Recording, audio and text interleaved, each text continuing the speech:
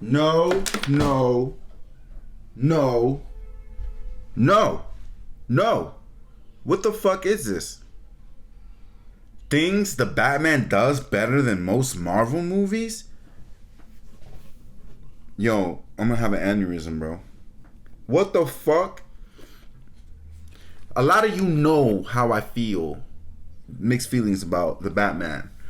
But this, yo, they've been posting way too much shit about how much everybody loves this freaking movie like it was some fucking masterpiece. It was not a fucking masterpiece, bro.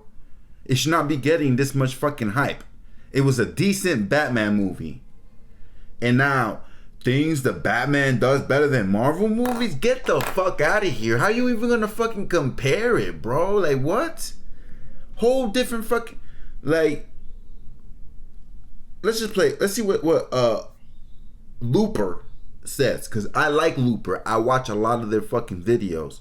But... everybody been giving too much hype to this fucking movie. That's what I'm saying. Critics are calling The Batman the best DC movie in years, but how does it stack up against the MCU?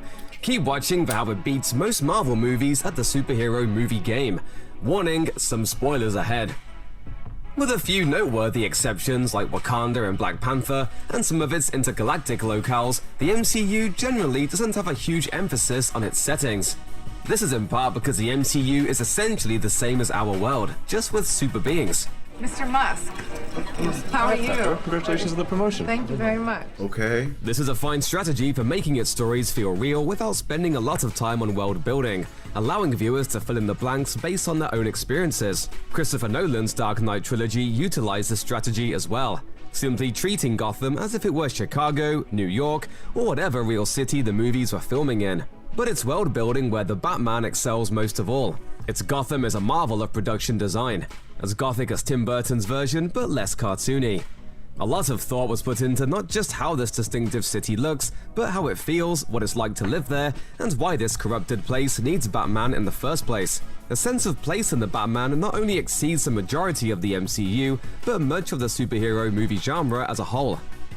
The MCU mostly sticks to a formula with minor variations. Marvel might talk up Captain America the Winter Soldier as a political thriller, Ant-Man as a heist movie, Eternals as a philosophical drama, and so on. But despite these different flavors, these movies generally end up in the same place, as action movies building toward a CGI-filled third-act battle. It's a superhero When Warner Brothers movie. hyped the Batman as a neo-noir detective film, however, the studio actually gave us what they were selling. There are still the action scenes you expect from a superhero movie, No. but there are far fewer of them than most of its contemporaries. The Duh. vast majority of the 3-hour runtime is spent investigating crime scenes, interrogating suspects, and struggling to uncover conspiracies. Critics aren't kidding when they've compared it to the crime thrillers of David Fincher.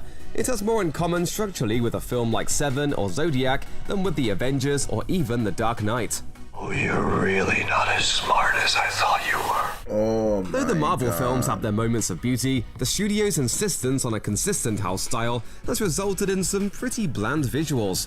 Even when the technical skill on display in these movies is impressive, critics say the general aesthetic is washed out and sometimes flat out ugly. This is absolutely not the case with The Batman, which ranks among the most visually stunning blockbusters in recent Okay, I memory. give you that. Shot by Greg Fraser, the cinematographer who earned Oscar nominations for 2016's Lion and 2021's Dune, The Batman is a cinematographic achievement that deserved to be remembered come awards season. Filming a movie set almost entirely at night and in the shadows is a challenge.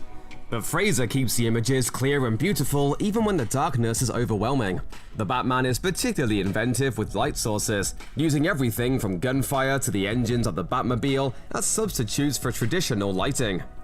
This might not be the most even grounds for comparison, because to date, Marvel movies generally aren't trying to be scary. Doctor Strange in the Multiverse of Madness, directed by Sam Raimi, might change all that. As such, it's no slight on the MCU to say that the Batman is significantly scarier than anything the MCU has attempted thus far, and it is yet another thing Matt Reeves' film excels at. The Riddler's grotesque killings push the limits of the PG-13 rating to the extreme. If anything, the restraint the film shows to avoid R-rated content makes what's implied all the more disturbing. From ticking bombs to topical political nightmares, to one of the most startlingly believable depictions of near-future climate disaster, there are multiple sequences in The Batman that could haunt your nightmares. Needless to say, think twice before letting the kids watch. This is also something of an apples to oranges comparison, because the MCU special effects spend a lot of time depicting things significantly less real than anything in the Batman. Even with that in mind, however, Marvel Studios can be inconsistent regarding special effects. Some stuff looks great, but there are many questionable moments of rushed or lower quality effects in otherwise high quality movies. In terms of consistent realism, the Batman beats basically every Marvel movie when it comes to special effects. Some of the special effects in the Batman look real because they are real. The Batmobile driving through fire is a real practical stunt. That's kind of like However, the there's point, also a lot bro. of CGI used so seamlessly in the film that most viewers won't even be aware certain shots are effects shots. The Batman makes extensive use of ILM's stagecraft system, previously used on The Mandalorian, which combines projections with virtual reality technology to allow for the most realistic cinematography of CGI backgrounds. So what the hell are you talking about? Let's be fair and acknowledge that Marvel Studios has gotten a lot better at villains from Phase 3 of the MCU onward. Vulture, Killmonger, and Thanos are all standout antagonists and among the most interesting parts of their respective movies. In its first two phases, however, the MCU had a major villain problem, with no one aside from Loki and Ultron providing much in the way of entertainment or interesting personalities. The focus was on developing a wide range of heroes, with their enemies being an afterthought. The Batman has three major villains, the Riddler, the Penguin, and Carmine Falcone, and they're all superior to the non-Loki villains of the MCU phases 1 and 2. I don't know about that. Paul Dano's Riddler is the most significant villain in moving the plot along, and he's also the scariest, but he still has complex motives for why he's committing his horrible crimes. Colin Farrell's Penguin is a fun gangster character, ready for his spin-off show, and John Turturro's Falcone oozes menace as the villain with the most personal connection to the Wayne family.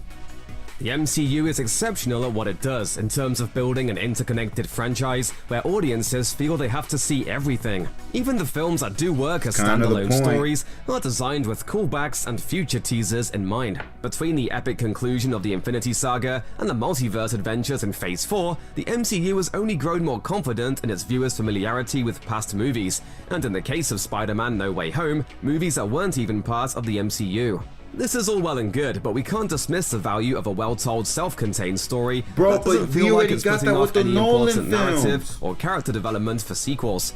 The Batman might be the start of a cinematic universe of its own, with sequels and HBO Max spin-offs on the way, but it's successful as a complete story. Only one particular scene feels a bit too Marvel-esque in terms of playing like a blatant sequel tease, but director Matt Reeves told Variety that's not actually the case.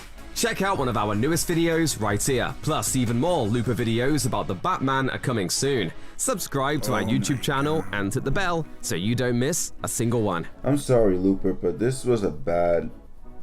The stuff that you picked, first of all, satisfying self-contained story. Let's work backwards. Self-satisfying contained story, that wasn't Marvel's... If you look at Iron Man is a self-satisfied contained story.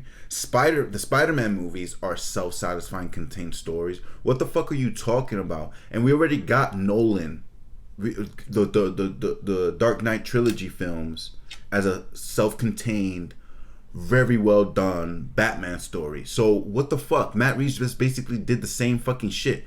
There's nothing fucking really new about the fucking movie. Multiple great villains. Batman is the only one in DC who has multiple great villains. Everybody else in DC has barely any good villains. Barely any fucking good villains. Like, that's not a good fucking choice, like, comparison, because Marvel has many villains.